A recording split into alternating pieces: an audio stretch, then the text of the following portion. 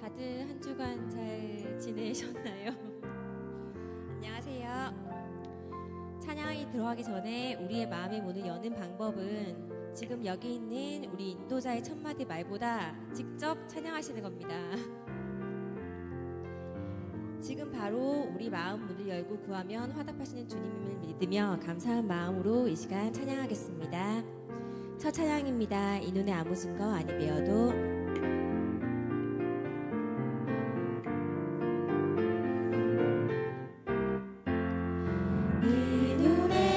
증거 아니 베어도 믿음만을 가지고선을 걸으며 이 귀에 아무 소리 아니 들려도 하나님의 약속 위에서 걸어가세 걸어가세 믿음 위에 서서 나가세 나가세 의심 버리고 걸어가세 믿음 위에 서서 이 눈이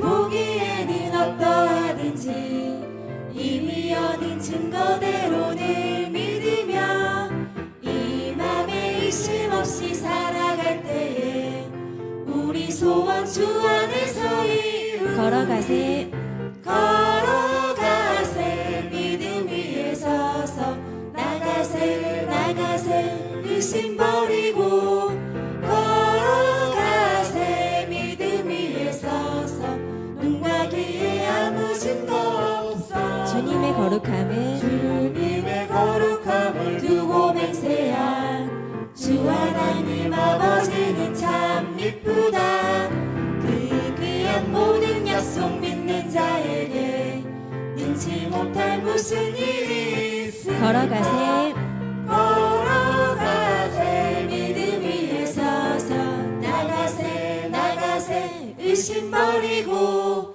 걸어가세 믿음 위에 서서 눈과 귀에 아무 증거 다시 한번 찬양하겠습니다. 이 눈에 아무 증거 아니 베어도 믿음만을 가지고선을 걸으며 이 귀에 아무 소리 아니 들려도 하나님의 약속 위에서 걸어가세 걸어가세 믿음 위에 서서 나가세 나가세 의심 버리고 걸어가세 믿음 위에 서서 눈과 귀에 아무 걸어가세 없어도 걸어가세 믿음 위에 서서 나가세 나가세 의심 버리고 걸어가세 믿음 위에 서서 눈과 귀에 아무 증거 없어도 내가 늘 의지한 예수 찬양하겠습니다.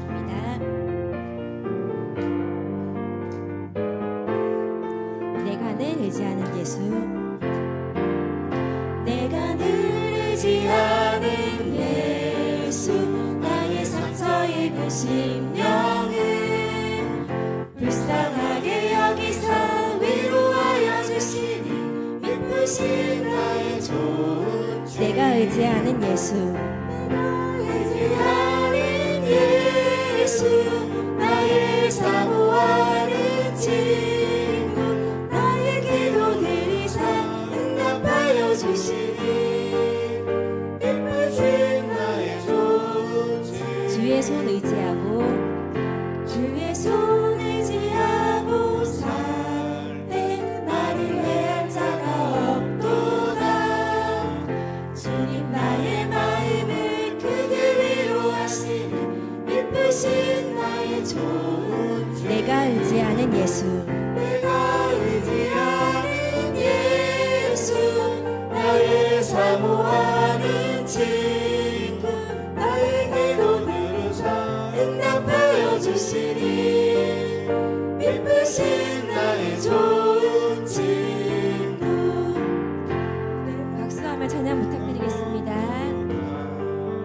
마음이 두려워서 떨 때도 주가 인도하시니 어찌 두려워하랴.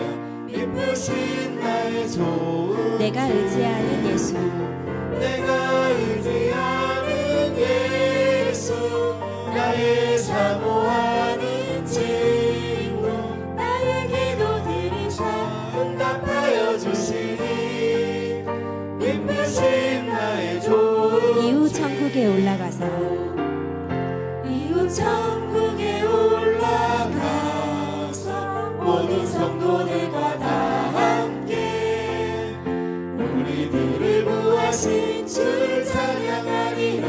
기쁘신 나의 좋은 내가 의지하는 예수, 내가 의지하는 예수, 나의 사모하는 친구, 나의 기도들을 응답하여 주시니 기쁘신 나의 좋은 한 번 더 찬양하겠습니다. 내가 늘 의지하는 내가 늘 의지하는 예수, 나의 상처 입은 심령을 불쌍하게 여기사 위로하여 주시니 기쁘신 나의 좋은 친구, 내가 의지하는 예수, 나의 사모하는 친구, 나의 기도 들으사 응답하여 주시니 기쁘신 나의 좋은 친구. 감사합니다. 이번 찬양은 우리 아이들이 순수하고 어여쁜 마음으로 고백했던 찬양입니다. 그 아이들의 마음으로 우리 함께 고백하는 시간 갖겠습니다. 나는 주를 섬기는 것에 후회가 없습니다.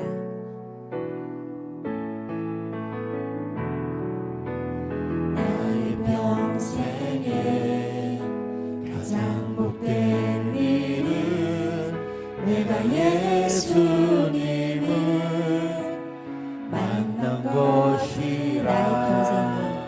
나의 평생에 가장 잘한 일은 내가 예수님을 주로 섬긴 것이라.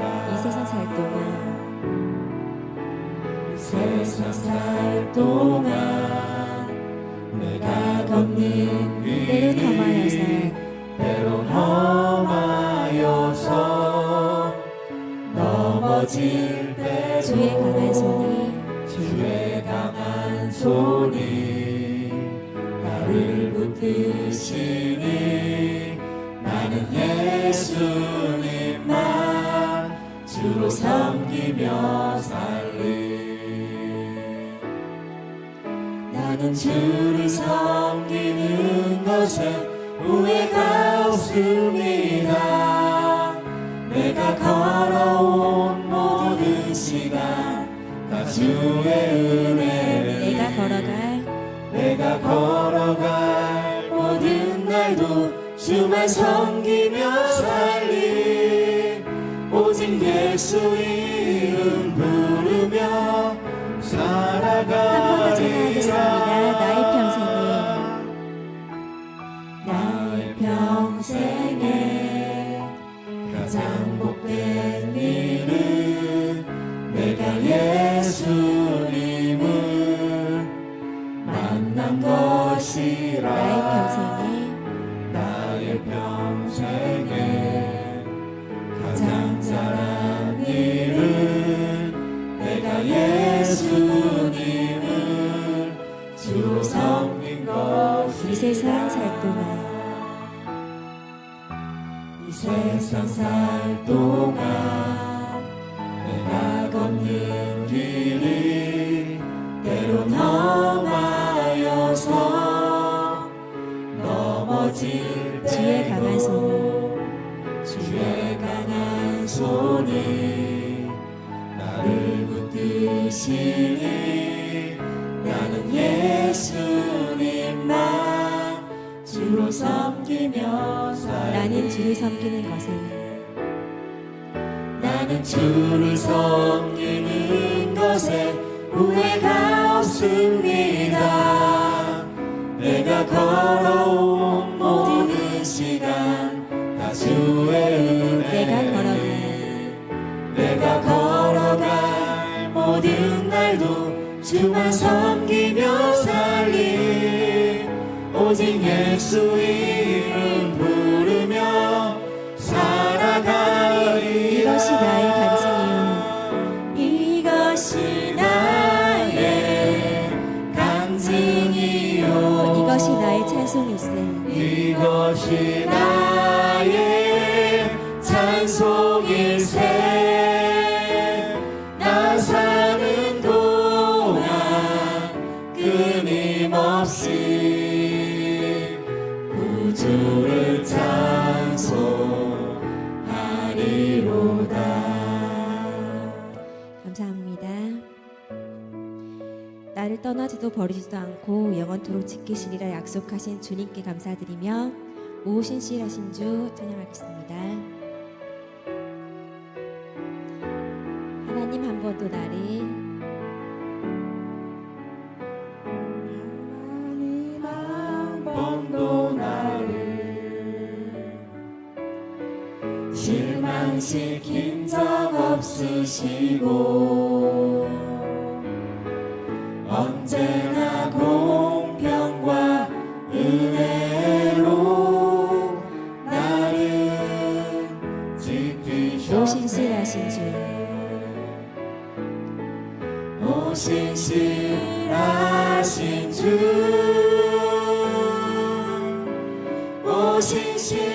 오신실하신 주, 내 너를 떠나지도 내 너를 떠나지도 않으리라. 내 너를 버리지도 않으리라. 약속하셨던 주님, 약속하셨던 주님, 그 약속을 지키사 이후로도 영원토록 나를 지키시리라 확신하네. 지나온 모든 세월들 지나온 모든 세월들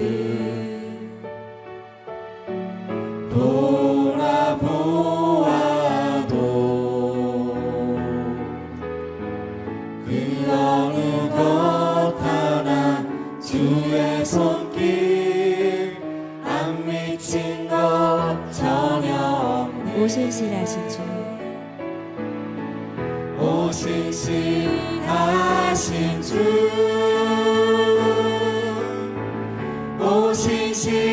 오신실하신 주, 내 너를 떠나지도 않으리라. 내 너를 버리지도 않으리라. 약속하셨던 주님, 약속하셨던 주님, 그 약속을 지키사 이후로도 영원토록 나를 지키시리라 오신실하신 주, 확신하네. 오신실하신 주, 오신실하신 주, 내 너를 떠나지도 않으리라.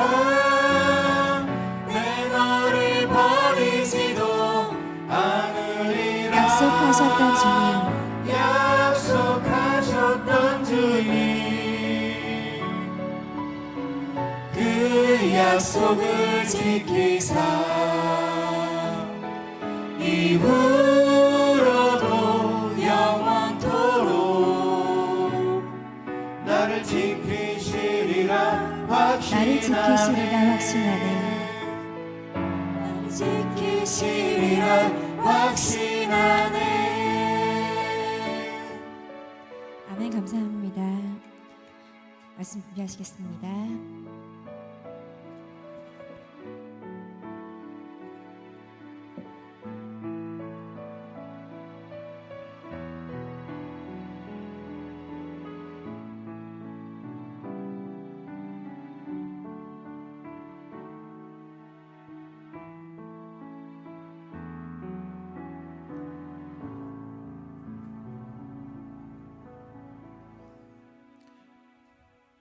감사합니다.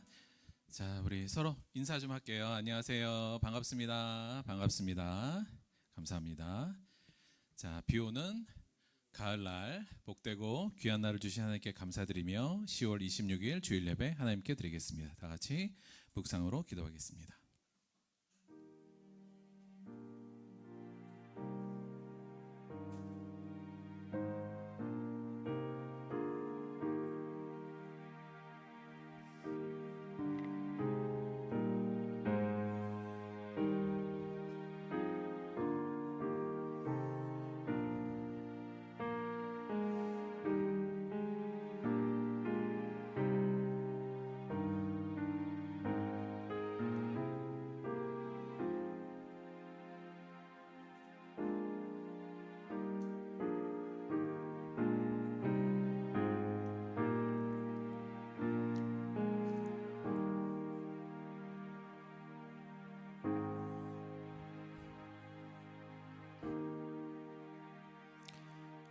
하나님은 우리의 피난처시요 힘이시니 환난 중에 만날 큰 도움이시라.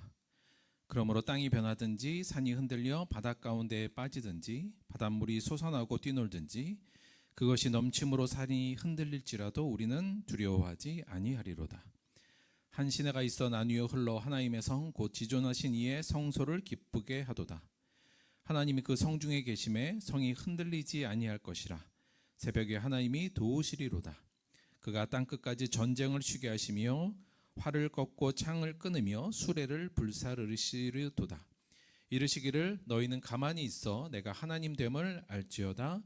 내가 문 나라 중에서도 높임을 받으리라. 내가 세계 중에서 높임을 받으리라 하시도다. 만군의 여호와께서 우리와 함께 하시니 야곱의 하나님은 우리의 피난처시로다. 아멘. 사도신경으로 신앙 고백 드리겠습니다. 전능하사 천지를 만드신 하나님 아버지를 내가 믿사오며 그 외아들 우리 주 예수 그리스도를 믿사오니 이는 성령으로 잉태하사 동정녀 마리아에게 나시고 본디오 빌라도에게 고난을 받으사 십자가에 못 박혀 죽으시고 장사한 지 사흘 만에 죽은 자 가운데서 다시 살아나시며 하늘에 오르사 전능하신 하나님 우편에 앉아 계시다가 저리로서 산자와 죽은 자를 심판하러 오시리라. 성령을 믿사오며 거룩한 공예와 성도가 서로 교통하는 것과 죄를 사하여 주시는 것과 몸이 다시 사는 것과 영원히 사는 것을 믿사옵나이다. 아멘. 오늘은 서현옥 성도님께서 우리를 대표해서 기도해 주시겠습니다.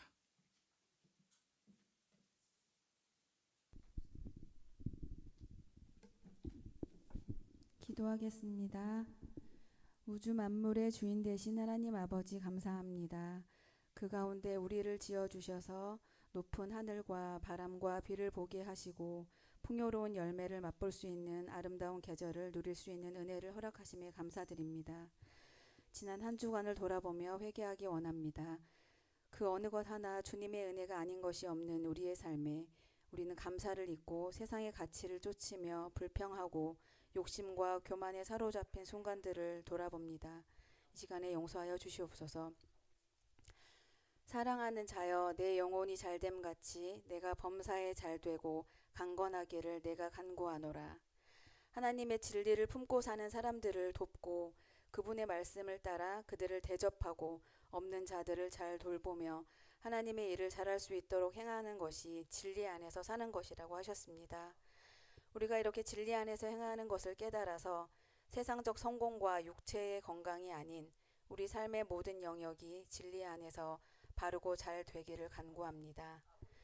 우리의 많은 문제 속에서도 진리 안에서 살며 일상에서 이미 주신 하나님의 은혜로 기쁨과 참 평안을 누릴 수 있는 능력을 키워갈 수 있도록 도와주시옵소서.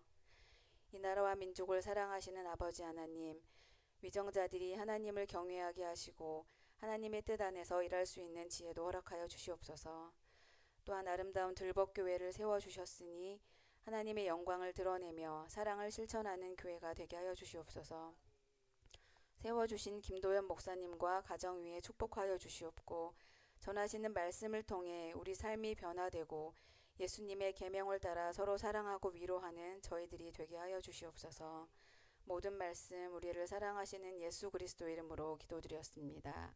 아멘.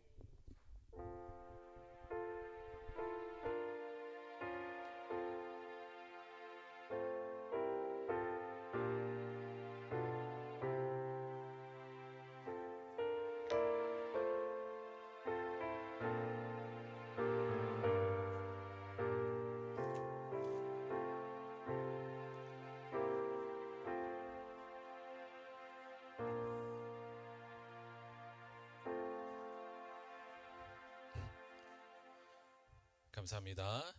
자, 오늘 특송은 이렇게 말해도 되나? 여간 우리 교회 에이스 자, 임영훈 성도님께서 주님을 예배하는 것 들려주시겠습니다. 자, 준비할게요.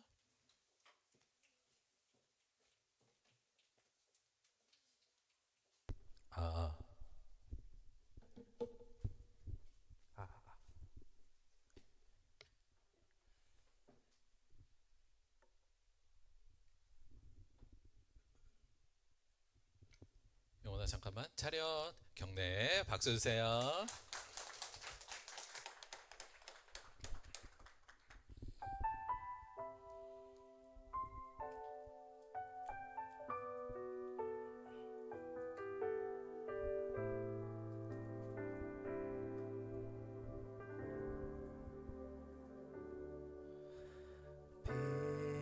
빛으로 임하신 주 나의 어둠을 비추시네. 내 안의 연약함 모두 씻어주시고 나를 귀히 여기 사느시네. 내 삶에 임하신 주 모든 두려움 덮으시네. 주 나의 모든 것 주님만 의지하리. 눈을 들어 주님만 바라보리. 주님을 예배하는 것 주님을 기뻐하는 것 나의 마음과 뜻 다해 주님 더 알기 원하네. 주님을 사랑하는 것 주님을 갈망하는 것 나의 유일한 소망이라.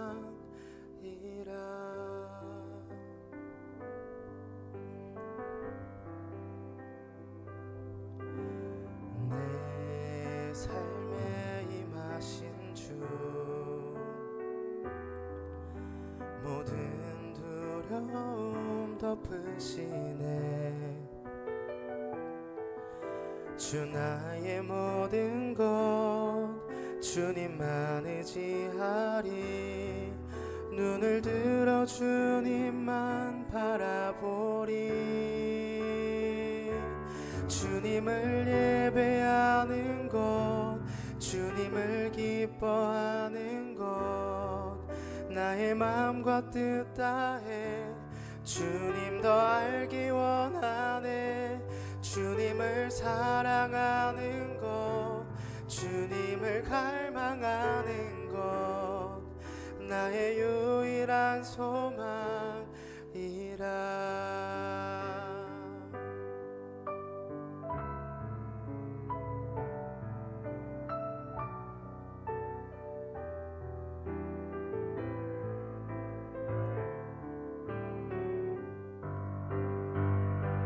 주님을 예배하는 것 주님을 기뻐하는 것 나의 내 마음과 뜻 다해 주님 더 알기 원하네. 주님을 사랑하는 것, 주님을 갈망하는 것, 나의 유일한 소망이라. 주님을 사랑하는 것, 주님을 갈망하는 것, 나의 유일한 소망이라.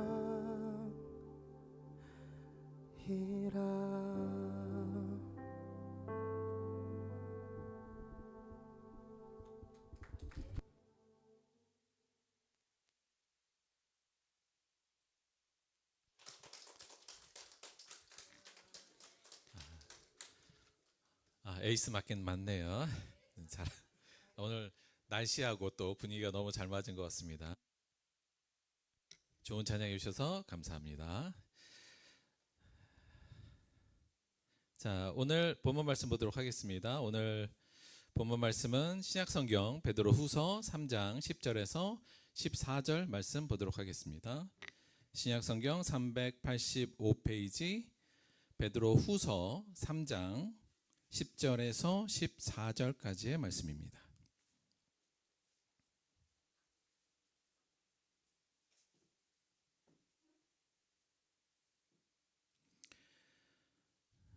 신약성경 385페이지 베드로후서 3장 10절에서 14절까지의 말씀 우리 교독으로 봉독하겠습니다. 제가 먼저 하겠습니다.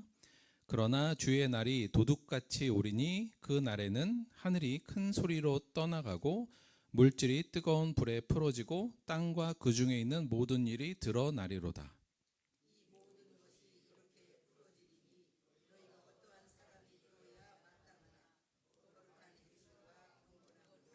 하나님의 날이 임하기를 바라보고 간절히 사모하라. 그날에 하늘이 불에 타서 풀어지고 물질이 뜨거운 불에 녹아지려니와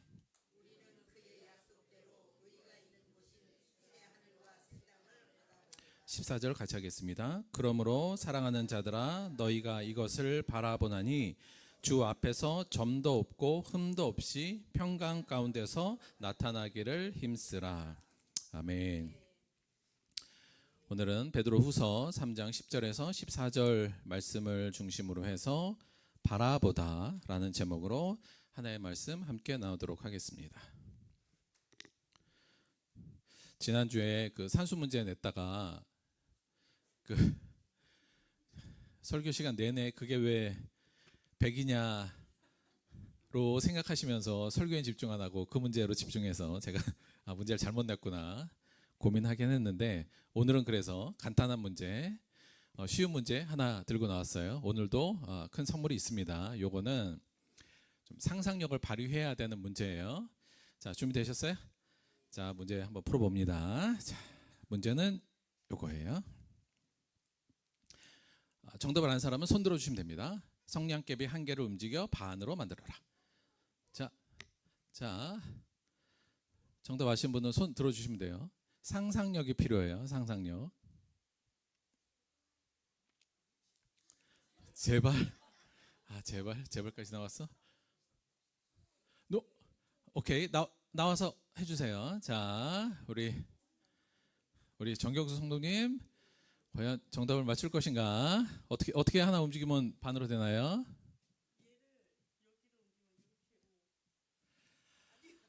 자, 움직여 볼게요. 그러면 짜자잔.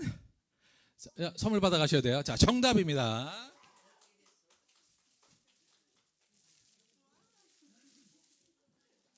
자, 굴소스하고 저 집 식자재 많이 필요한데 선물 제대로 받아갔어요. 우리 자 다시 10이잖아요, 그렇죠? 요거 밑에 거 하나 옮기면 이쪽으로 옮기면 옆으로 보면 5입니다. 5. 그래서 정답은 이렇게 옮기는 거 훌륭하게 잘 맞추셨어요. 예, 옆으로 보면 5예요. 예, 뒤집어 봐야 되는 상상력이 좀 필요했어요.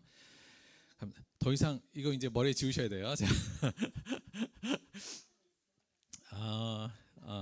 예, 신박하죠. 자, 오늘은 그 상상력에 대한 이야기를 조금 해보려고 해요. 상상력. 우리가 상상력이라 그러면 일반적으로 어떤 공상을 하는 것 이렇게 생각하는 게 일반적이긴 한데 사실 상상력이라는 힘이 굉장히 중요한 힘입니다. 우리 상상력을 어떻게 정의하면 좋을까요? 상상력. 물론 여러 가지 정의가 있을 수 있겠습니다만 저는 이렇게 정의해도 될 것 같아요. 뭐냐면 상상력이란 보이지 않은 것을 그려낼 수 있는 능력, 이게 상상력이죠. 그러니까 보이지 않는 건데 내가 그려낼 수 있는 것이 상상력입니다. 그런데 이 상상력이 사실 생각해 보면 우리의 삶 속에 또는 우리의 인지 사고에 사실 굉장히 많은 역할을 하는 게 사실은 상상력이에요.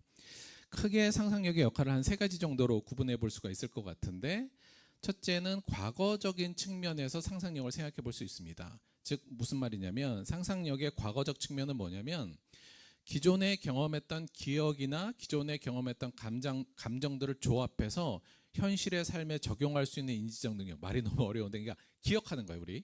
그러니까 과거에 있었던 일인데 지금은 잊고 있잖아요. 그래서 사실은 눈에 보이지도 않고 감각되지도 않는 건데 그것을 끌어내서 내 현재의 삶에 가지고 오는 거. 이거 우리가 흔히 이걸 기억이라고 하고요. 그것이 감정이든 지식이든 어떻든 간에 끄집어내는 것도 사실은 상상력의 한 분야일 수 있습니다. 그러니까 이건 과거의 것에 잊혀진 것들, 감춰졌던 것들을 끄집어내는 것도 상상력의 하나의 중요한 역할이고요. 현재적인 측면에서도 상상력은 굉장히 큰 역할을 하는데 이런 거죠. 현재적인 측면에서 상상력이란 보이는 현실을 재해석하고 변형시켜서 새로운 의미나 상황을 만들어내는 능력입니다. 말이 계속 어렵네. 그러니까 새로운 현실을 내가 지금 보고 있는 건데 그것을 새롭게 해석하고 그 안에서 새롭게 창의적인 것을 만들어내는 능력이에요. 그러니까 소위 창의력과도 관련돼 있는데 흔히 우리가 이제 창의력을 키워야 된다. 굉장히 많이 얘기를 하죠. 근데 그거의 중심이 사실은 상상력이라고 할 수 있습니다. 대표적인 예로 이런 거 있죠. 그러니까 뉴턴이 남들은 다 사과 떨어진다. 이제 이것만 보잖아요. 현실을 그대로 봤는데 아이작 뉴턴 이제 상상을 하죠. 왜 저게 떨어지느냐? 그래서 지구가 끌어대고 있다는 이 상상력을 한 거지 않습니까? 그럼으로써 우리가 아는 그 만유인력 법칙, 요 아주 위대한 법칙을 발견한 것 같이 남들은 그냥 보이는 현실의 상황에 이면을 바라보고 상상해서 무언가 새로운 의미를 발견하고 더 깊은 의미를 발견할 수 있는 것. 이게 이제 창조적인 어떤 생각이기도 하고 좀 더 깊은 연구의 영역으로도 들어갈 수가 있어요. 그래서 현재적인 측면에서도 눈에 보이는 것을 재해석하고 재조합해서 새로운 것을 만들어내는 능력, 창조력, 요 정도 창의력 요거와 연관돼서 현실적 측면에서도 매우 중요한 능력 중에 하나입니다.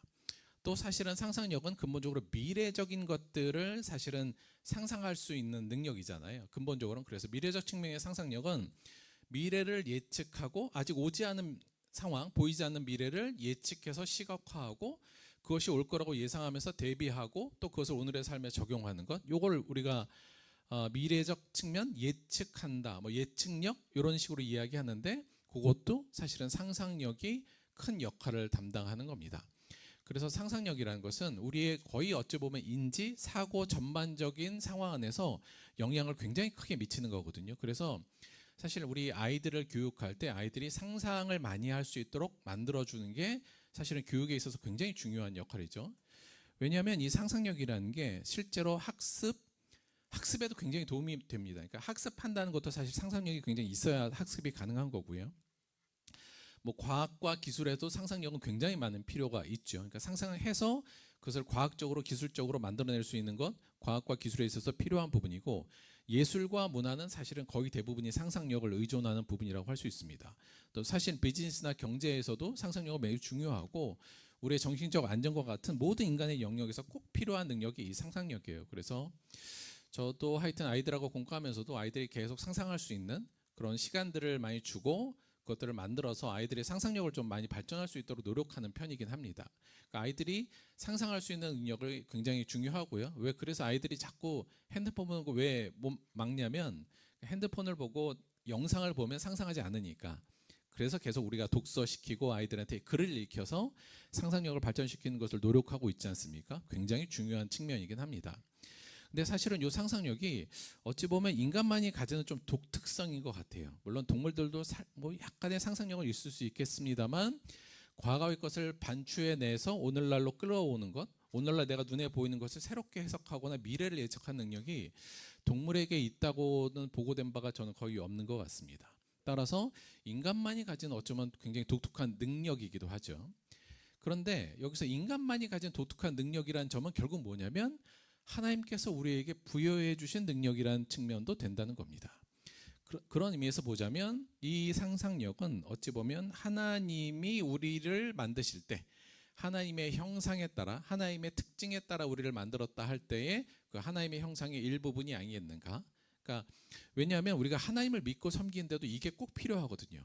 왜냐하면 우리가 하나님을 믿고 섬긴다는 건 보이지 않는 하나님을 믿고 따르는 거잖아요. 따라서 상상력이 없으면 결국은 하나님을 믿을 수가 없어요. 그러니까 사실 동물들의 종교가 없을 수밖에 없는 건 보이지 않는 걸 상상할 수 없으니까. 그런데 우리에게는 보이지 않는 것을 상상해내고 그것을 예측하기도 하고 이렇게 할 수 있는 능력이 우리 안에 이미 들어와 있다는 거죠. 그것은 하나님이 우리를 만들 때 우리의 육체 안에 우리 안에 그 능력을 주셔서 어찌 보면 하나님을 따를 수 있게 만든 핵심적인 능력이 바로 이 상상력이라고 볼 수 있습니다. 그래서 우리가 일반적으로는 상상력이라고 이야기하긴 합니다만 이걸 다른 식으로 보자면 신앙할 수 있는 능력이라고도 한편으로는 이야기할 수 있는 거죠. 그래서 이 상상력은 그런 의미에서 뭐 사회적인 측면에서도 그렇지만 우리가 신앙생활을 하는 데 있어서도 상상력은 매우 중요하고 따라서 상상력을 잘 키우고 발전시켜야 되며 반대로 말하면 우리의 상상력을 저해하는 요인들은 우리가 좀 막아야 되는 그런 일종의 어떤 당위가 당연히 있다고 볼 수 있을 것 같습니다. 그런데 이 상상력이 하나님을 당연히 믿고 하는데도 굉장히 중요한데요. 지금 저희가 추구하고 있는 거에서도 이 상상력이 굉장히 중요한 역할을 합니다. 자, 지금 저희가 계속 지금 말씀을 드리고 함께 저희가 추구하고 있는 것이 뭐냐면 우리 안에 지금 평안의 상태를 만들자는 거잖아요. 그러니까 우리 안에 샬롬의 상태, 에이렌의 이 평강의 상태를 만들어내야 된다. 요 얘기를 지금 저희가 좀 100일뿐만 아니라 계속 이야기를 드리고 있어요. 그래서 그리스도인들은 근본적으로 우리 안이 평강의 상태로 있어야 된다. 이걸 지금 말씀을 계속 드렸죠. 왜 그러냐면 그것이 우리에게 일종의 행복을 주는 행복이라는 건 평안이 기반이 돼야 되니까 평안을 위해서도 필요하지만 더 중요한 건 뭐냐면 결국 우리가 이 평안의 상태로 우리 스스로를 가꾸어 냈을 때 비로소 우리가 예수님의 길로 갈 수 있다.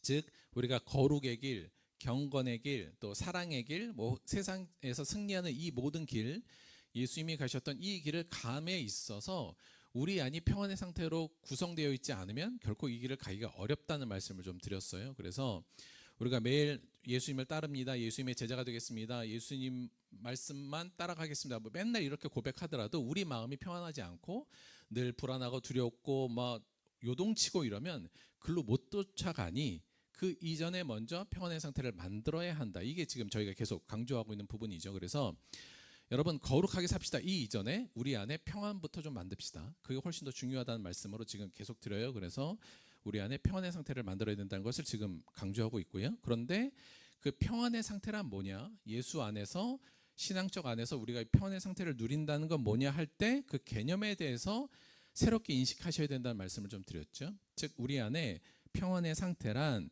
현재 문제나 고통이나 고난이 제거된 상태가 아니라 혹은 그 문제가 해결돼서 문제가 없어진 상태가 아니라 하나님이 주신 은혜와 감사와 소망으로 이것들이 통제되고 제어되어서 내가 그 문제 속에서도 흔들리지 않고 평온한 상태를 우리는 샬롬의 상태, 에이렌의 성경에서 말하는 평안의 상태라고 이야기한다. 이렇게 말씀을 드렸어요.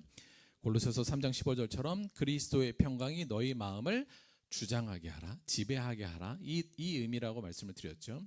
근데 이 개념이 사실은 굉장히 좀 낯선 개념으로 여러분 들릴 수가 있습니다. 그러니까 일반적으로 우리가 내가 평안하기 위해선 하나님께서 내 문제를 없애주셔야 된다, 해결해 주셔야 된다. 이 관점에서 저희는 늘 사실 접근하거든요. 그런데 그것이 아니라 문제가 있음에도 불구하고 내가 이것을 통제함으로 내 안에 평안이 오게 하는 게 성경적 평안이라는 것이 좀 낯설게 들릴 수 있고 이걸 익숙하지 않을 수가 분명히 있습니다. 그러나 저희가 지속적으로 말씀을 드렸지만 성경에서는 이러한 평안을 우리에게 요구하고 계시고 하나님이 우리를 성령님이 이끄시는 평안은 이러한 평안이라는 사실을 성경 안에서 저희가 계속적으로 증명을 좀 드렸고 말씀을 드렸으니 내 마음이 안 들더라도 이쪽으로 따라가야지 하나님하고 핀트가 맞는다. 근데 반대로 말해서 하나님 나에게 평안을 주옵소서, 하나님께서 내가 지금 걱정하고 두려워하고 있는 모든 문제를 다 없애주셔서 내가 평안한 상태를 만들어야겠다는 식의 관념 안에서 평안을 쫓아가면 결국은 하나님을 쫓아가는 게 아니라 결국은 돈을 쫓아가게 될 수밖에 없고요. 돈이 많이 해결해 주니까. 그렇잖아요. 그래서 대부분 그렇게 되면 돈을 쫓아가거나 아니면 그 문제를 잘 용하게 해결해 준다는 어떤 용한 사람을 찾아가던가 아니면 사람을 의지해서 그 문제를 해결하던가 그런 쪽으로 계속 갈 수밖에 없어요. 그래서 저는 이 관점을 바꾸는 것이 매우 중요하다. 하나님이 우리를 이끌어 하신 평안은 문제 자체가 없는 것이 아니라 그 문제를 통제할 수 있는 나의 능력을 하나님이 키우시길 원하는구나. 그것을 생각하셔야 된다. 어떤 사람도 그런 사람이 없었어요. 예수님도 그랬고 바울도 그랬고 뭐 모세뿐만 아니라 다윗 모든 사람들의 문제가 없었던 시기가 없었다. 그러나 그들은 믿음으로 하나님이 주신 은혜 안에서 그 모든 것을 통제하면서 그 상황을 잘 그 안에서 에이렌을 누리고 샬롬을 고백할 수 있었다. 이 얘기를 다시 말씀드리지만 꼭 생각하시고 이 방향성에서 저희가 가야 된다는 말씀을 드렸고요. 그렇기 때문에 이것도 더불어서 생각하셔야 되는데 이 평안은 그냥 그래서 주어지는 것이 아니라 적극적으로 추구하고 연단하고 훈련으로 만들어지고 세워지는 것이라는 개념이에요. 그래서 하나님 나에게 평안을 주옵소서 하나님께서 어느 날 그냥 평안이란 감정을 나한테 쾅 주는 그런 개념이 아니라 내가 하나님이 이미 주신 은혜들과 믿음과 사랑들을 중심으로 그것을 잘 조합하고 그것들을 통해서 잘 만들어서 내 안에 평안의 상태를 만들어내는 그러니까 내가 적극적으로 임해야 된다는 거죠. 물론 하나님이 그 가운데서 성령님께서 그 만들어가는 과정을 도와주시고 이미 하나님께서 우리에게 은혜를 주셨기 때문에 이게 가능한 거니까 결국 성령님과 우리가 함께 만들어가야 되는 거지 그냥 입 벌리고 있으면 하나님이 넣어주는 게 평안이 아니라는 것을 생각한다면 우리가 무엇부터 시작해야 될지를 고민해야 된다는 겁니다. 그리고 적극적으로 우리가 추구하고 추진해야 된다는 것을 한 번 더 기억하시라는 말씀을 좀 드립니다. 자, 그러면 우리의 관심사 어떻게 하면 내 안이 좀 평안하게 될 수 있을까? 이에 대해서 어떤 훈련을 해야 되고 어떠한 식으로 만들어 가야 되는가에 대해 조금 더 고민해야 되는 거예요. 크게 두 가지로 말씀을 좀 드렸어요. 그러니까 우리가 이 평안의 상태를 그럼 유지하려면 뭘 해야 되느냐 할 때 크게 두 가지로 은혜에 민감하고 문제와 고통에는 좀 둔감해지면 된다. 이제 이 얘기를 말씀을 드린 거죠. 그래서 보통은 우리가 문제와 고통은 작은 거에도 되게 민감하게 반응하고 은혜는 크게 받았는데도 그건 되게 우리가 둔감하게 반응을 하는 게 우리의 일상이고 우리의 인간적인 특징인데 그것을 바꿔서 은혜에는 좀 되게 민감하게 우리가 반응하고 문제와 고통에는 좀 둔감하게 반응한다면 충분히 우리가 가지고 있는 은혜들이 우리의 고통과 문제들을 통제하고 제어해낼 수 있을 것이다. 이제 이렇게 말씀을 좀 드렸고 그런 의미에서 우리가 계속적으로 은혜에 민감할 수 있도록 노력하는 것이 가장 중요한 방법 중에 하나라는 말씀을 지금 드리고 있는 겁니다. 자, 그러면 어떻게 은혜에 민감할 수 있을까? 이제 이걸 계속적으로 저희가 고민해야 되는데 그래서 저희가 지금 100일 동안 계속 매일 동안 내가 오늘 고백할 은혜는 뭔가 내가 감사하고 기쁨으로 느껴야 될 은혜는 무엇인가를 계속 저희가 발굴하는 작업을 지금 하고 있잖아요. 근데 이제 이쯤 저희가 오늘이 42일째 요정 됐는데 이쯤 되면 더 안 나오죠. 이제 맨날 했던 말 또 쓰고 해도 이게 잘 안 나올 때가 된 거예요. 그 정도 됐을 겁니다. 자, 이제 요쯤에서 어떻게 더 민감하게 만들 것인가를 조금 더 저희가 이제 고민을 해봤으면 좋겠어요. 크게 우리가 은혜에 민감하기 위해서 제가 그냥 세 가지 이렇게 제목을 붙였는데 MOD 모드 방법을 쓰는 겁니다. 제가 그냥 대충 만들었어요. 일단 은혜에 민감하기 위해서 일단 뭘 해야 되냐면 많은 은혜를 발굴해내야 됩니다.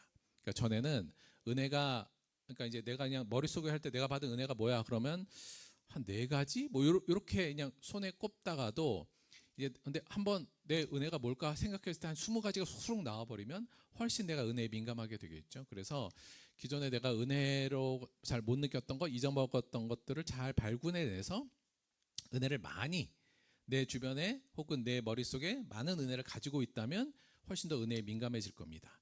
그래서 첫째는 많이고요. 두 번째는 그 많은 은혜를 좀 자주 느낄 수 있도록 해야겠죠. 그래서 자주 이렇게 빈번하게 이 은혜를 자꾸 내가 누릴 수 있는 시간들을 자주 만드는 게 필요하고요.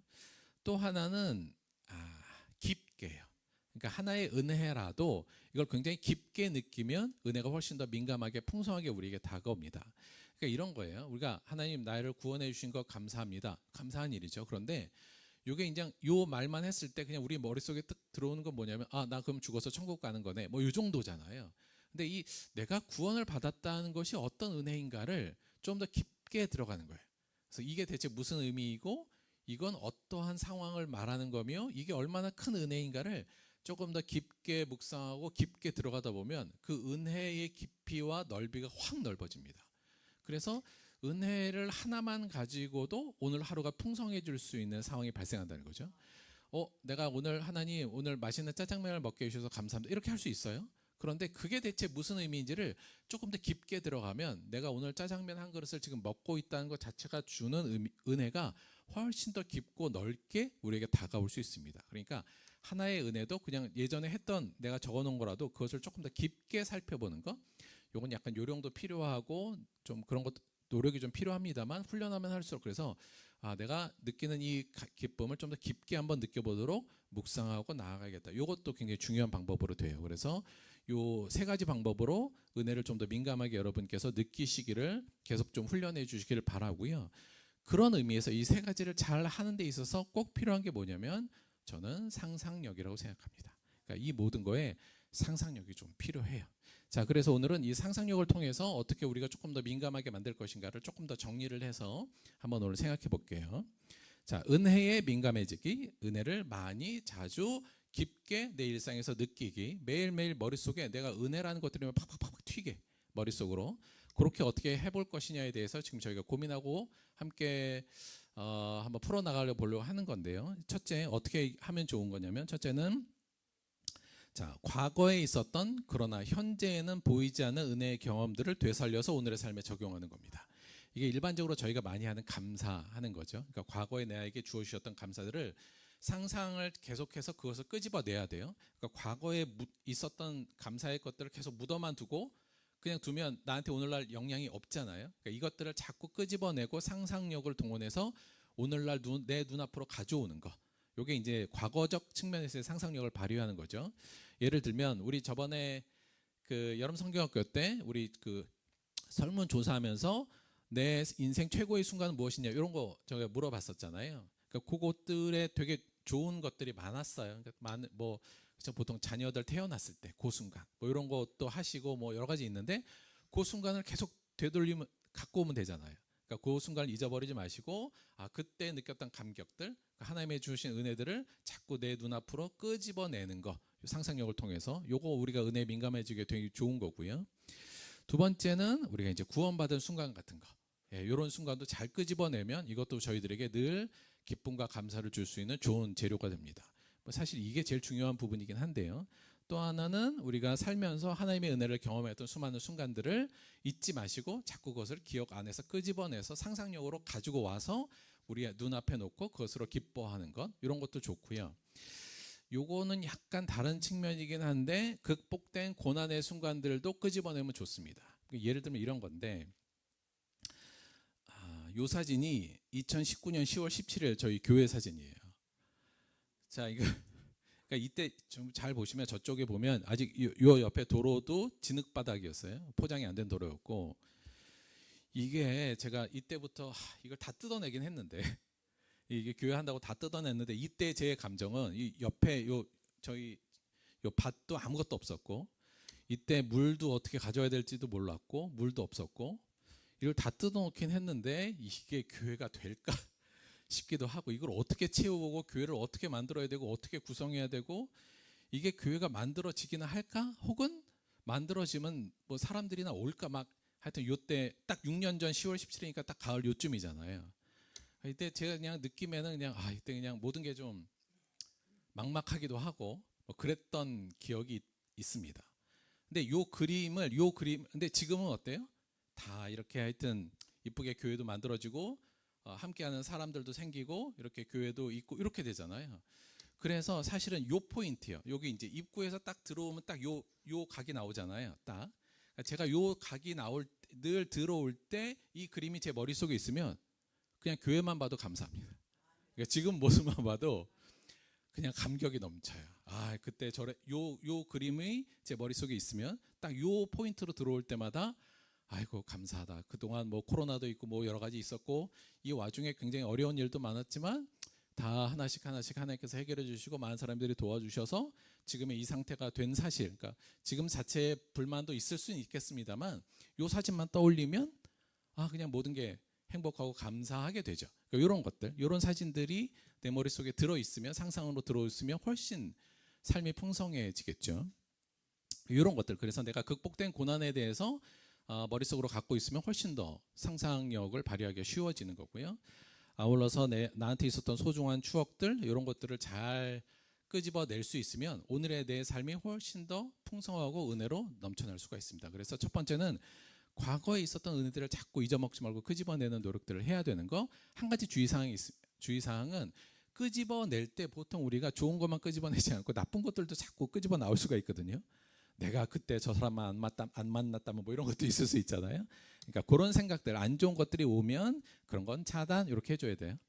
그런 것까지 무조건 다 끄집어내면 안 되고, 그런 너는 안 돼, 넌 차단 이렇게 해주시면서 적절히 차단을 해야 된다.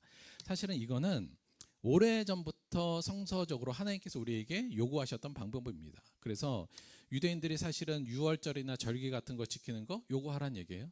과거에 너희들이 이집트에 있을 때 내가 꺼내준 그것을 잊지 말아라, 유월절 지켜라는 거잖아요. 그러니까 이런 것들, 사실 우리가 성찬하는 거 뭐예요? 예수 그리스도께서 우리를 위하여 살과 피를 흘리셨다, 살을 찢기시고 피를 흘리셨다는 사실을 기념하라 하셨으니 그걸 기억하기 위해서 저희가 하는 행위이고요. 사실 우리가 예배하고 찬송하고 기도하는 모든 것들이 이거 하라는 거거든요. 과거 하나님께서 우리에게 이미 주셨던 은혜들을 잊지 말고 다시 한번 우리 기억으로 끄집어내서 오늘날 그것으로 기뻐하고 감사하는 의미이기 때문에 이건 아주 전통적으로 우리가 많이 하는 것들, 그러나 우리가 자주 잊어먹고 안 하는 것들. 그래서 첫째, 과거에 있었던 은혜의 경험들을 자꾸 끄집어내는 훈련들을 하셔서 이것으로 은혜를 풍성하게 만들어야 된다는 게 첫 번째고요. 두 번째, 어떻게 하면 은혜에 좀 더 민감해지느냐, 상상력을 동원해서 두 번째, 현재 당연한 것이라고 생각한 것들을 은혜로 재해석하고 감사하는 방법을 취해야 됩니다. 이게 뭐냐면 그냥 오늘날 내가 현실에서 눈에 보이는 건데 그냥 당연한 것들로 보이는 것들을 재해석해서 이게 정말 은혜란 사실을 느끼면 현실의 삶의 모든 것들이 사실 다 기쁨으로 다가오거든요. 예를 들면 이런 거예요. 그러니까 우리가 이제 생명이 있는 거, 건강한 거, 이런 것들 사실 평소에 그냥 당연하다고 내가 살아있는 게 너무 당연한 거잖아요. 이게 그냥 우리의 사고의 디폴트긴 한데 그게 아니라 이거 되게 감사한 건데 이렇게 재해석하면 이것도 굉장히 좋은 거고요. 아울러서 내가 갖고 있는 모든 환경들, 이런 것들도 어찌 보면 당연한 거라고 생각하는데 사실 그렇게 당연한 거 아니거든요. 환경이나 내가 함께하는 사람들, 늘 당연하게 있는 사람들이지만 사실 굉장히 은혜로운 거고요. 아울러서 일이나 사명, 또 내가 갖고 있는 소유한 것들도 그냥 내가 뭐 샀으니까 갖고 있고 너무 당연한 거 아니야? 이렇게 될 수 있는데 그게 아니라 이게 정말 은혜구나라고 느낄 수 있으면 은혜가 얼마나 우리가 민감해지고 훨씬 좋겠습니까? 그러니까 현재 당연한 거라고 생각한 것들을 은혜로 재해석하는 훈련을 열심히 해야 된다. 근데 여러분 이걸 바로 그냥 우리가 느끼게 하는 아주 좋은 방법이 있긴 있거든요. 그러니까 현재 너무나도 당연한 것이 진짜 은혜인 걸 알기 위해서는 뭐가 필요하면 사실은 직방은 뭐냐면 잃어버리면 돼요. 그러니까 이건 직방입니다. 이거는. 그러니까 내가 갑자기 건강이 안 좋아서 걷지 못한다. 그래야 비로소 나는 건강이 중요하다는 걸 알아요. 그리고 내가 건강하게 걸어 다닐 수 있다는 게 감사한 걸 알 수 있거든요. 그러니까 이거 아주 직방이에요. 그냥 바로 잃어버리면 순간적으로 그게 감사한 걸 느껴요. 환경도 마찬가지고요. 사람도 마찬가지입니다. 평소에는 그냥 감사하고 못 느끼는데 그 사람이 떠나고 없어봐야 그때 비로소 감사하다는 걸 느끼기 마련이죠. 내가 소유하고 있거나 일이나 사명도 사실 다 마찬가지입니다. 그래서 이걸 여러분이 민감하게 느끼기 위해서는 좋은 방법이 있어요. 그냥 잃어버리게 하나님이 하시면 되는데 그러면 너무 아프잖아요. 그렇죠? 그러니까 사실은 우리에게 좋은 뭐가 있다? 상상력이 있다. 그래서 어떻게 해요? 만약 이것이 없었다면이라고 상상하는 거. 그렇게 반추하고 내가 생각하는 거, 이게 굉장히 중요한 겁니다. 그래서 내가 만약에 지금 들을 귀가 없어서 있다면 저 설교도 못 듣고 이럴 텐데. 근데 이게 공상이 아니잖아요. 그러니까 이게 전혀 불가능하거나 안 일어날 일을 생각하는 게 아니라 충분히 일어날 만한 일이지 않습니까? 우리 안에. 내가 볼 수 없다면, 내가 걸을 수가 없다면, 이런 것들 되게 공상이 아니에요. 이 사람이 만약에 지금 이제 없다면 충분히 일어날 가능성이 있는 것들을 상상하는 거니까 없어서 느끼는 것보다는 상상력을 통해서 감사하면 훨씬 좋지 않겠습니까? 그래서 그냥 때로는 우리가 불평도 많고 어려움도 많지만 이게 없으면 내가 어떻게 될까를 끊임없이 생각하는 거예요. 그리고 그것으로 내 머리를 채우면 굉장히 현실의 모든 것들이 감사하게 느껴지는 순간들이 계속 다가올 겁니다. 그래서 그런 의미에서 상상력이 중요해요. 만약 내가 이것이 없다면 지금 나는 어떤 상황일까를 생각해낼 수 있다면 충분히 우리가 은혜에 민감해질 수 있는 상황들을 많이 만들어낼 수 있다. 그래서 두 번째, 현재 당연한 것이라고 생각한 것을 은혜로 재해석하는 과정을 열심히 하자. 요거를 여러분 그 100일 저희 지금 쓸 때 요 내용도, 그래서 이런 것들도 이제 같이 해서 넣으시면 된다는 말씀을 드립니다. 세 번째, 은혜에 민감해지기 위한 방식인데 사실 어찌 보면 이게 제일 중요한 거예요. 그러나 우리가 제일 하기 힘든 것 중에 하나입니다. 그게 뭐냐면 세 번째, 우리가 은혜에 민감해지기 위해서는 미래에 예정된 확실한 사실을 상상하며 오늘의 삶으로 그것을 끌어오는 방식이에요. 자, 이게 사실은 어찌 보면 가장 강력한 방식인데, 은혜에 민감해지기 위해서 이 내용이 무슨 말이냐면 그게 이제 오늘 본문에 나와 있는 내용입니다. 자, 오늘 본문의 말씀은 사도 베드로가 자기의 편지를 쓰면서 이제 사실 맨 마지막 부분이에요. 베드로 후서의 맨 마지막이기도 하고, 마지막에 당시의 사람들이 예수를 믿는 거에 대해서 별로 그렇게 기뻐하거나 감격하는 사람들이 감격을 많이 누리 것을 못하는 사람들이 많이 늘어난 상황이었던 것 같습니다. 그때 강력하게 베드로가 권고하는 마지막 말씀이에요. 어떻게 되냐면, 그러니까 어떤 얘기를 하냐면 당시의 사람들이 예수님이 안 오는 거 아니야, 이제 이 사고가 많이 발생했습니다. 아유, 뭐 그냥 다 똑같지, 뭐 예수님 몇 해 안 왔는데 뭐 안 오는 거 아니야, 이제 그런 생각을 갖고 있는 많은 사람들이 있었을 때, 아니다, 주는 분명히 오신다, 이 얘기를 쭉 하면서 베드로가 10절부터 이렇게 얘기해요. 그러면서 어떤 권고를 우리에게 강력하게 당시의 사람들이 하냐면 10절, 그러나 주의 날이 도둑같이 오리니 그날에는 하늘이 큰 소리로 떠나가고 물질이 뜨거운 불에 풀어지고 땅과 그 중에 있는 모든 일이 드러나리로다. 이 모든 것이 이렇게 풀어지리니 너희가 어떠한 사람이 되어야 마땅하냐, 거룩한 행실과 경건함으로 하나님의 날이 임하기를 바라보고 간절히 사모하라. 그날에 하늘이 불에 타서 풀어지고 물질이 뜨거운 불에 녹아지려니와 우리는 그의 약속대로 의가 있는 곳인 새 하늘과 새 땅을 바라보도다. 그러므로 사랑하는 자들아, 너희가 이것을 바라보나니 주 앞에서 점도 없고 흠도 없이 평강 가운데서 나타나기를 힘쓰라. 지금 사도 베드로가 뭘 바라보라라고 지금 강조하고 있잖아요. 뭘 바라봐라, 이렇게 계속 바라보고 바라봐야 돼. 여러분, 여기서 바라본다는 것 자체의 의미 자체가 뭐냐면 우리가 미래에 있을 어떤 날을 지금 바라보라는 얘기잖아요. 다른 식으로 말하면 상상하라는 건데, 이건 그냥 단순하게 공상적으로 상상하라는 게 아니라 미래적 사실에 대해 상상으로 그림을 그려내고 그 그림을 기대하면서 오늘의 현실로 그 그림을 가지고 오라는 것이 곧 바라보다는 얘기입니다.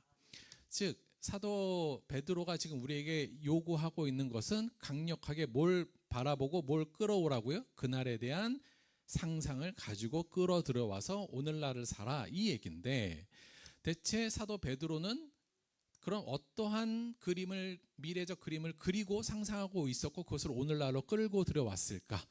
사실 오늘 본문에 그 내용이 좀 나와 있거든요. 그것을 우리도 같이 끌어 들어오려고 오늘 말씀을 좀 드리는 거예요.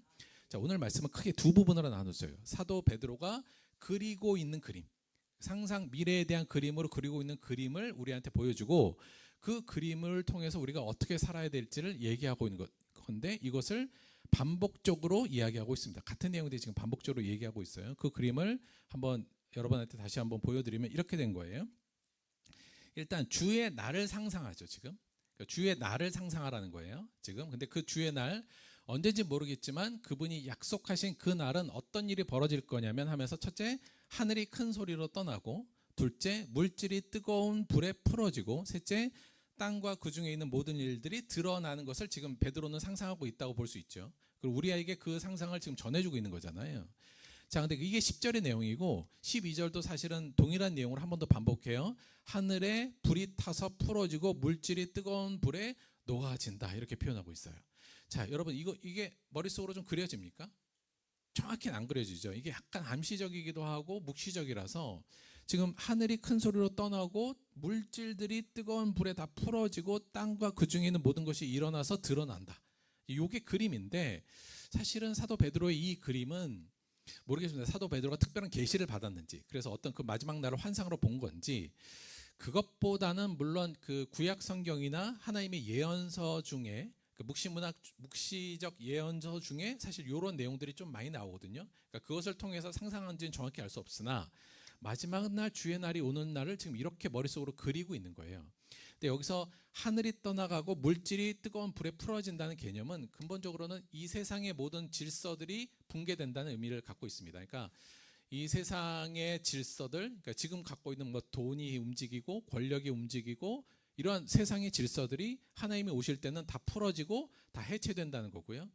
그 모든 것이 숨어져 있던 사람들의 모습 중에서 모든 것이 드러난다는 건 그들의 죄악도 하나님 앞에서 다 드러나고 그 안에서 하나님을 믿고 따르던 사람들의 선과 의도 드러난다는 개념이죠. 그래서 이 내용은 주의 날의 마지막 날은 온 세상의 해체와 하나님의 심판을 지금 사도 베드로는 머릿속으로 그리고 있는 겁니다.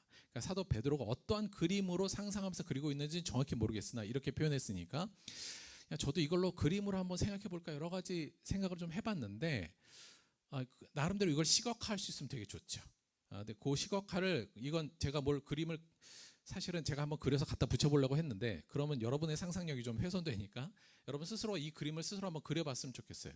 충분히 하나님의 말씀에 근거한 부분이니까 물론 약간의 암시적인 상상도 있지만 그런데 사도 베드로의 상상 안에 그 그림 안에는 요 그림만 있는 게 아니라 또 하나의 그림이 그려져 있었습니다. 뭐냐면 그의 약속대로 의가 있는 곳인 새 하늘과 새 땅을 바라본도다. 그러니까 그 그림 중에 한 부분에 그 모든 것은 해체되고 그 안에서 하나님이 새롭게 세우시는 새 하늘과 새 땅, 하나님의 권능과 하나님의 뜻으로 새롭게 세워주는 새 하늘과 새 땅을 지금 그려보고 있잖아요. 그러니까 사도 베드로의 머릿속에는 주의 날 그날에 그분께서 말씀하신 대로 온 세상이 다 풀어지고 해체되고 심판받으며 그곳에 새로운 의로 말미암아 새 하늘과 새 땅이 새롭게 서 있는 그 모습을 지금 바라보면서 자기는 어디에 있는 모습으로 본 거예요? 새 하늘과 새 땅 그곳에 서 있는 자기의 모습을 바라보고 있는 겁니다. 사도 베드로는 그 그림을 늘 머릿속에 그리고 있었던 거예요. 자, 그렇게 되니까 어떨까요?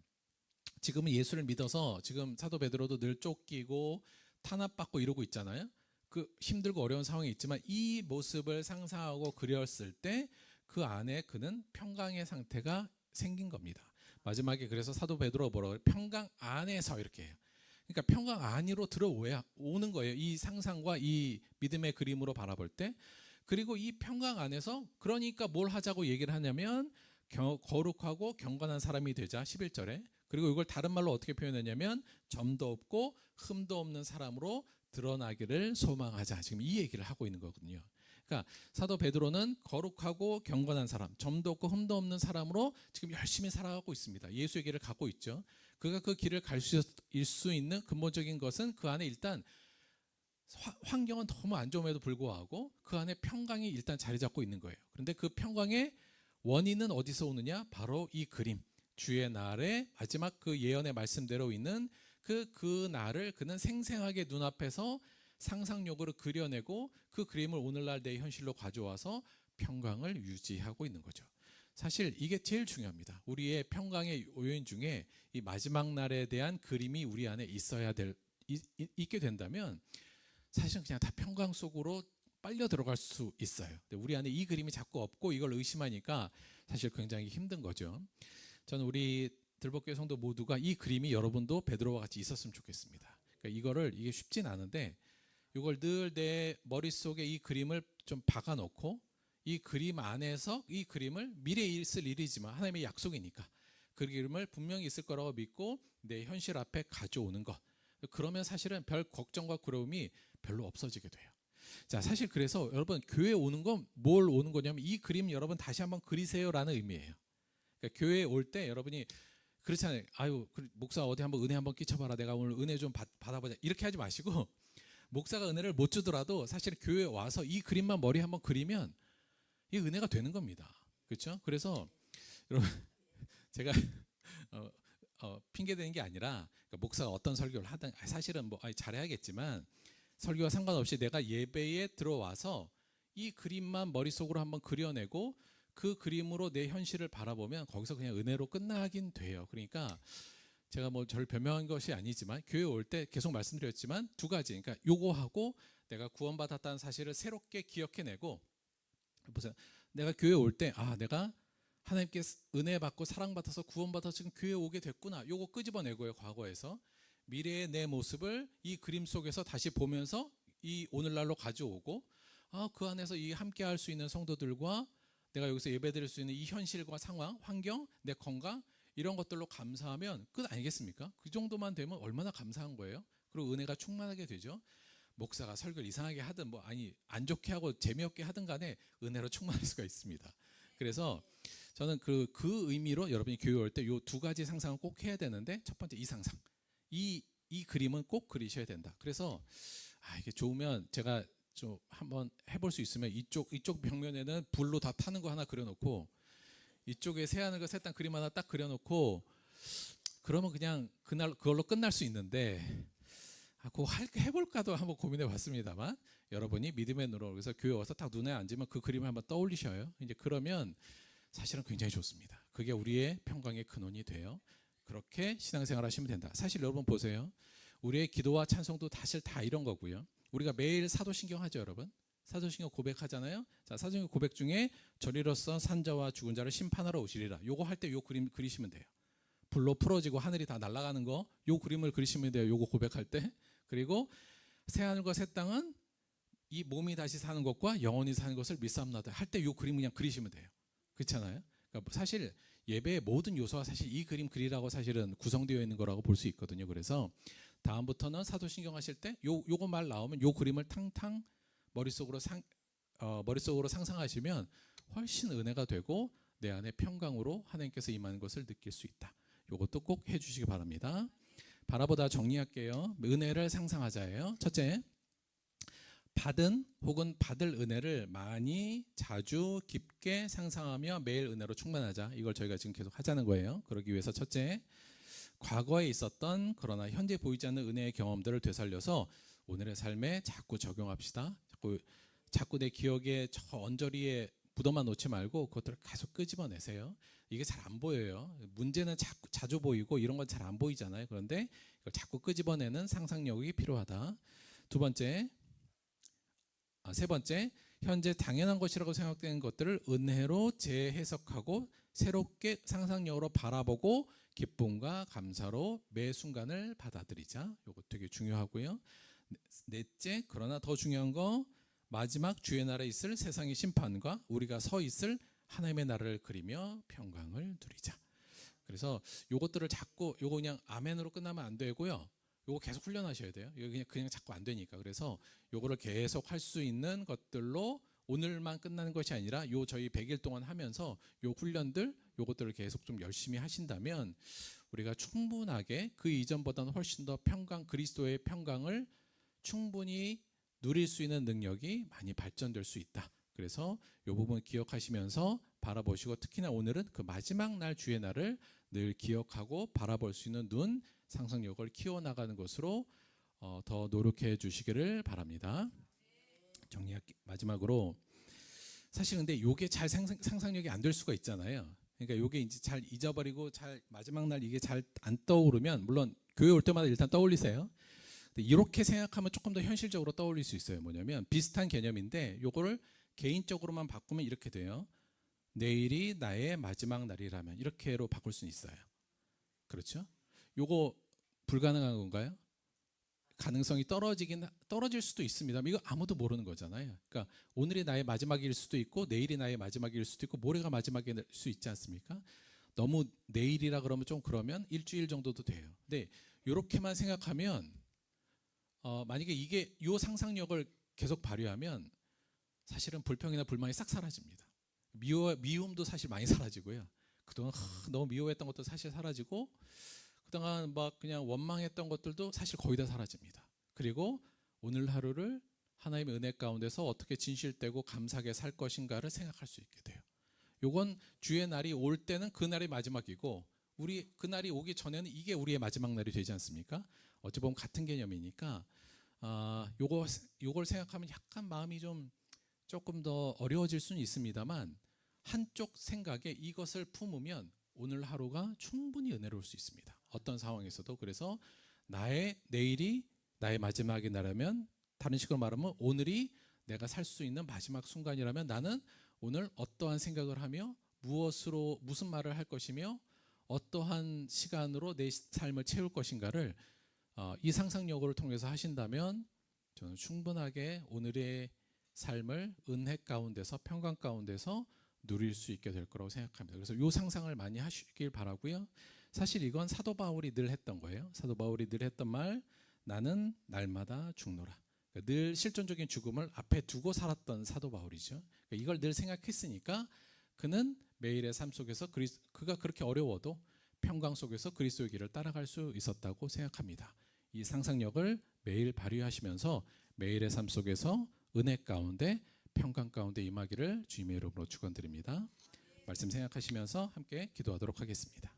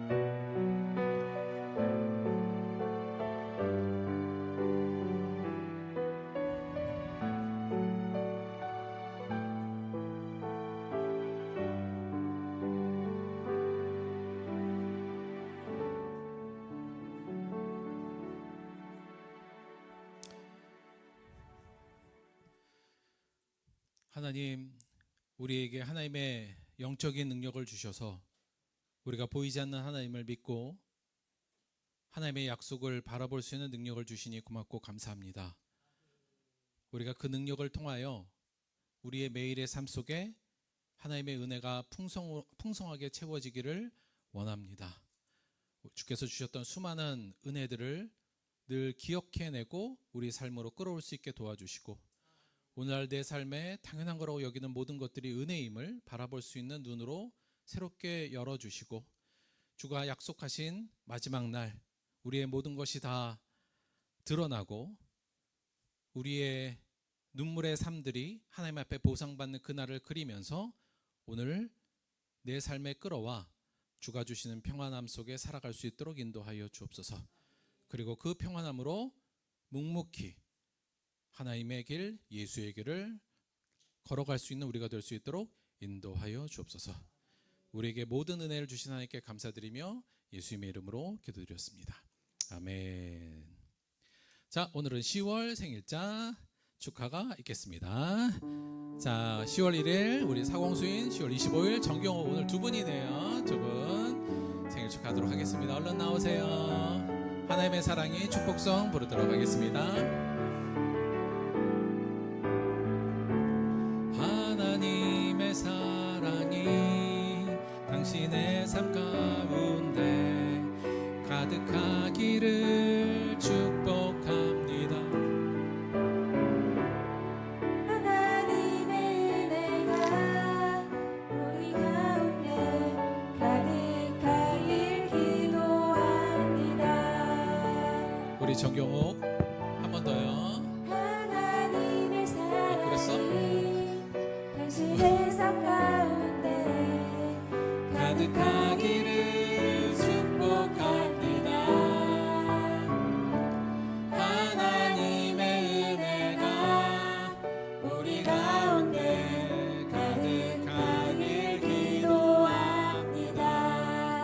우리 정경옥 선생님을 대신해서 그의 분신인 유재희가 나와서 축하했습니다. 자, 우리 사공수인, 우리 정경옥 두 분 생일 축하드립니다. 하나, 촛불 켤게요. 하나, 둘, 셋. 감사합니다. 저희가 들어가도 돼? 저희가 10월 생일이 조금 적네요. 10월 생일 분들이 좀 새롭게 와야 되죠. 감사합니다. 자, 11월 대표기도 명단 소개하겠습니다. 두구두구두구두구두구 짜잔. 자, 이렇게 11월 대표기도 명단 잘 보시고 잘 준비해 주시기 바랍니다. 대표기도문 가이드 다시 한번 띄워드릴게요. 뭐 이렇게 하셔도 되고 아니어도 되는데 이렇게 해주시면 더 도움이 된다. 어려우시면 이렇게 해달라 말씀 드립니다. 다시 말씀드리면 오늘이 저희가 42일째 이렇게 됐어요. 아직 반도 안 지났다. 그래서 다시 요거 하는 거 힘내셔서 열심히 하시고 오늘 해주신 그 상상력을 발휘하는 부분으로 하셔서 꼭 제가 그 감사 칸을 너무 작게 만든 거 아닌가 그래서 이거 원래 되게 많으면 좋은데 하여튼 뒤에 뭐 따로 적으시든 간에 그 내용 만드시면서 열심히 훈련해 주시기 다시 한번 부탁을 드립니다. 헌금을 해서 기도하고 주기도문으로 예배 마치도록 하겠습니다. 기도하겠습니다. 하나님, 우리가 누려야 될 은혜가 너무 많은데 우리의 눈이 흐리고 우리의 영적 상태가 좋지 않아서 그 은혜들을 누리지 못하고 힘들어하는 경우가 너무 많은 것 같습니다. 하나님 도와주셔서 우리의 영적인 상상력을 열어주시고 우리 주변에 내 안에 있는 수많은 은혜들을 누릴 수 있는 자가 되게 인도하여 주옵소서. 오늘 주신 은혜 감사하여 주 앞에 귀한 예물을 드렸습니다. 예물을 드린 손길마다 하나님 축복하여 주시고 그 예물들이 하나님에게 기쁨이요 많은 사람들에게 구원의 도구가 될 수 있도록 역사하시고 예물을 쓰인 모든 것에 하나님의 사랑이 전파될 수 있도록 함께하여 주옵소서. 감사드리며 예수님의 이름으로 기도드렸습니다. 아멘. 함께 주기도문 하겠습니다. 하늘에 계신 우리 아버지여, 이름이 거룩히 여김을 받으시오며 나라가 임하시오며 뜻이 하늘에서 이루어진 것 같이 땅에서도 이루어지이다. 오늘 우리에게 일용할 양식을 주시옵고 우리가 우리에게 죄 지은 자를 사하여 준 것 같이 우리 죄를 사하여 주시옵고 우리를 시험에 들게 하지 마시옵고 다만 악에서 구하시옵소서. 나라와 권세와 영광이 아버지께 영원히 있사옵나이다. 아멘.